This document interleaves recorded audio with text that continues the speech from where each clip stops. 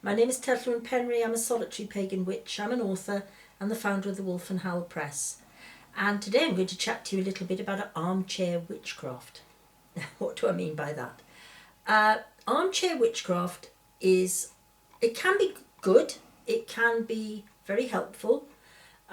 It can also be something that makes us really not give our path the attention it deserves. So let's look into these two things first.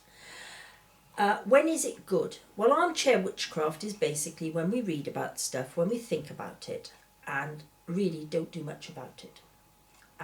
In other words, we're very passive.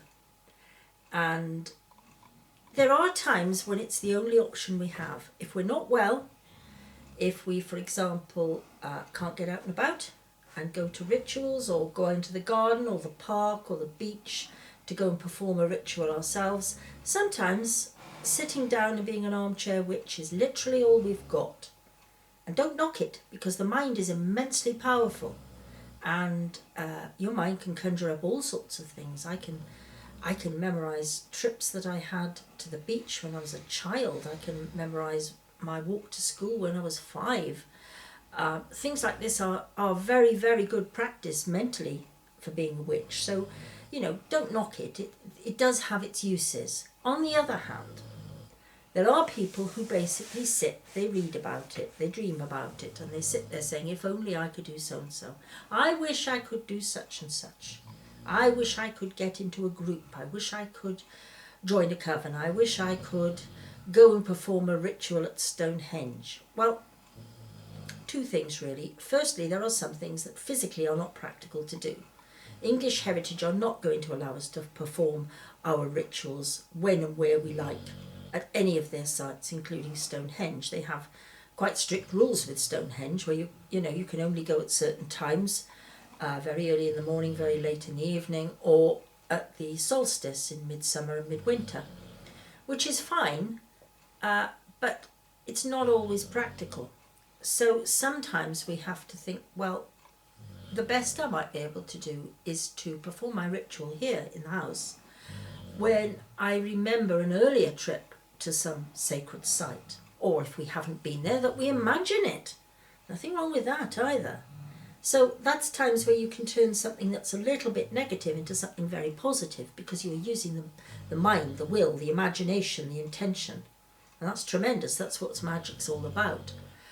Of course, there is another problem when people just sit there, they do nothing, and they criticise everybody else. And I have to admit, I don't have a lot of patience with that, because witchcraft is a path of doing.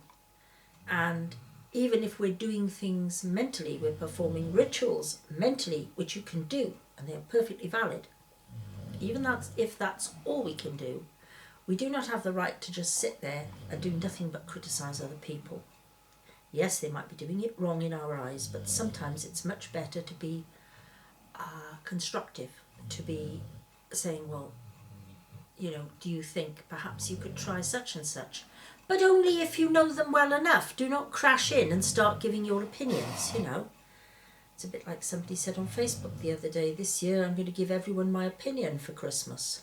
That's an interesting one. Should imagine there'd be a fair few fights about that. So there we have it, the idea of armchair witchcraft. What is it? Well, it's when you cannot get out to physically do things. And it may be that you have no choice, or it may be that you have no inclination to do it. Some people are full of wanting to do things. They become armchair gardeners, or they construct their fantasy football teams when they've never played a game in their lives. They criticise those who do, and yet they never do anything like it themselves. Mr. Penry had some friends back in the day who used to criticise all these opera singers they heard on the old-fashioned LPs, the big records. And they used to criticise them. Oh, Maria Callas was a bit off there. And they had never sung anywhere. They'd never taken a singing lesson. They'd never sung in a choir. They'd never done anything of a practical nature. All they did was sit there and whinge. And we can't have that. So, if you cannot get out and you are forced to be an armchair witch, fine. That's all right. Don't feel you have to apologise for it. Do what you can and not what you can't. But please, please don't become one of these whingers who just goes on at other people, or one of those people who just reads about it and never does anything. It's really important you give it a try, even if it's only in the mind, mentally.